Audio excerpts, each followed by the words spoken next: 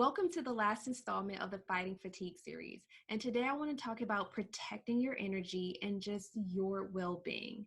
So I'm going to jump right into it because we often are so wrapped up in people pleasing. Yep, I said it. I came right out the gate with it. And I'm really bad at it, but I've gotten better. And I want you to get better too, because think about this. We have spent the last couple of weeks talking about mindset. Why are you doing things? What's your vision? What fuels you? And if you're constantly saying yes to someone else, you're saying no to yourself or something else that's important to you. And do you really want to continue to live your life that way? Hopefully not. So that's why I want to bring this to your attention, because I used to do it all the time. And one person would say, oh, I can't do this. Can you do it? Sure. Oh, I'm not going to be able to do this. Can you handle it?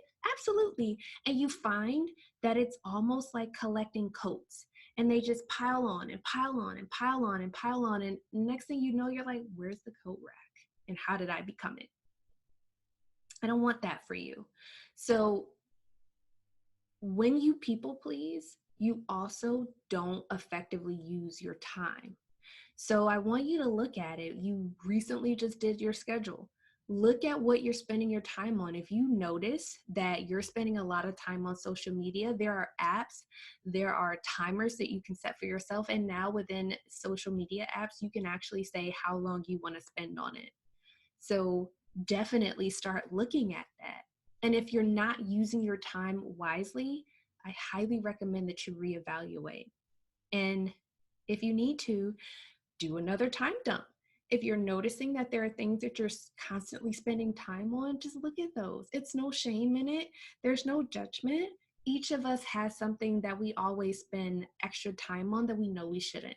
And that's just something that you'll have to evaluate. The other thing is, again, what makes you happy? What are things that you think about that just bring you joy? Think about those things, do those activities, and don't lose sight of the purpose and vision for your life, because you matter and you're important. The other thing that I really had to work on was, are the things that you're doing actually going to bring you value and happiness in the long term? And if the answer to that is no, then you might not want to serve on that board for the 16th year or even the third year. If you know that that's something that takes a lot of time and energy, reevaluate it. And sometimes you have to quit something.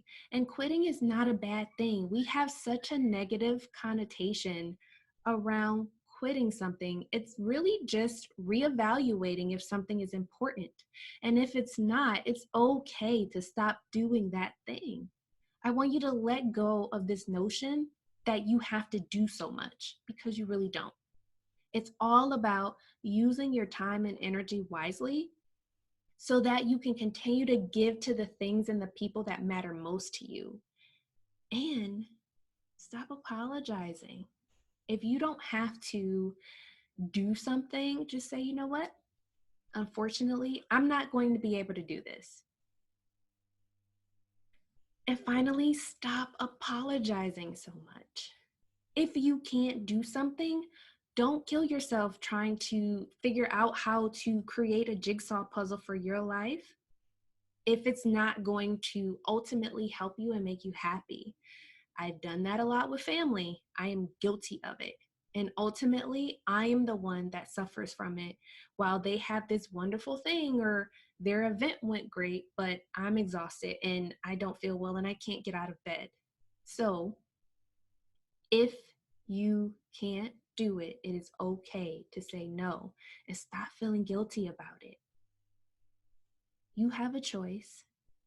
And sometimes that choice is difficult, but you have to protect your energy, you have to protect your mind, and you have to protect your well-being. Because again, you can't be someone else's something if you're nothing for yourself. So I really want you to evaluate that and really write down, how am I going to get through when I have those moments of someone's asking me to do 50 million things? How do you respond to that?